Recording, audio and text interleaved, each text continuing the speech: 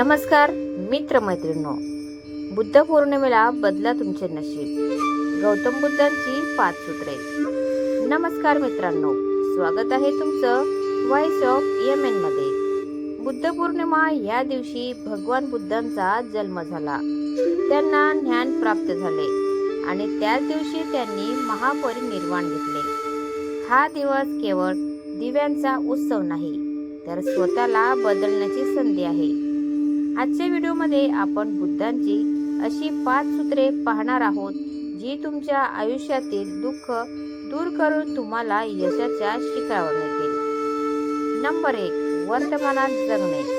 Live in the present. भगवान बुद्ध नेहमी म्हणायचे, गतकाळाचा विचार करू नका आणि भविष्याची चिंता करू नका. आपण अर्ध्याहून अधिक वेळ जुन्या गोष्टींचे दुःख करण्यात घालवतो. आज बुद्ध पौर्णिमेच्या दिवशी संकल्प करा की तुम्ही आजचा दिवस पूर्ण आनंदाने जगाल. जो वर्तमानात जगतो तोच खऱ्या अर्थाने शांत राहतो. नंबर 2. रागावर नियंत्रण. Control your अँगर. रागाला धरून ठेवणे म्हणजे दुसऱ्यावर फेकण्यासाठी गरम कोळसा हातात धरण्यासारखे आहे, ज्यामध्ये सर्वात आधी तुमचाच हात जळतो. आजच्या दिवशी आपल्या मनातील राग आणि द्वेष सोडून द्या. क्षमा करायला शिका, कारण क्षमा हे सर्वात मोठे सामर्थ्य आहे. नंबर 3. शब्दांचे महत्त्व. Power of speech.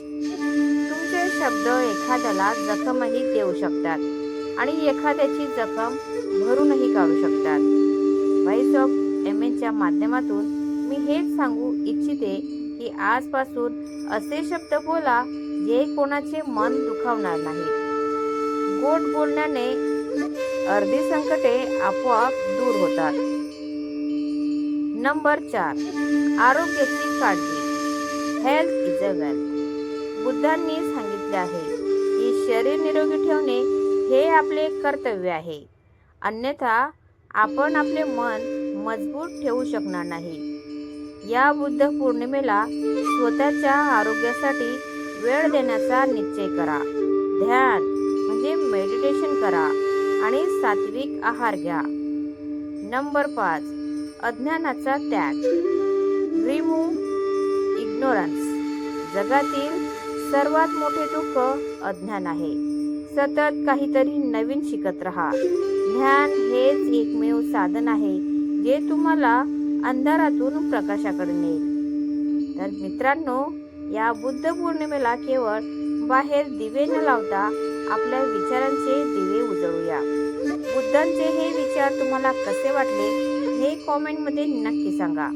जर तुम्हाला हा व्हिडिओ प्रेरणादायी वाटला असेल तर लाईक करा आणि आपल्या व्हॉइस ऑफ यमेन कुटुंबात सामील होण्यासाठी चॅनलला सबस्क्राईब करा. तुमच्या जीवनात सुख, शांती आणि समृद्धी येवो हीच प्रार्थना. नमो बुद्धाय. धन्यवाद. Thanks for watching.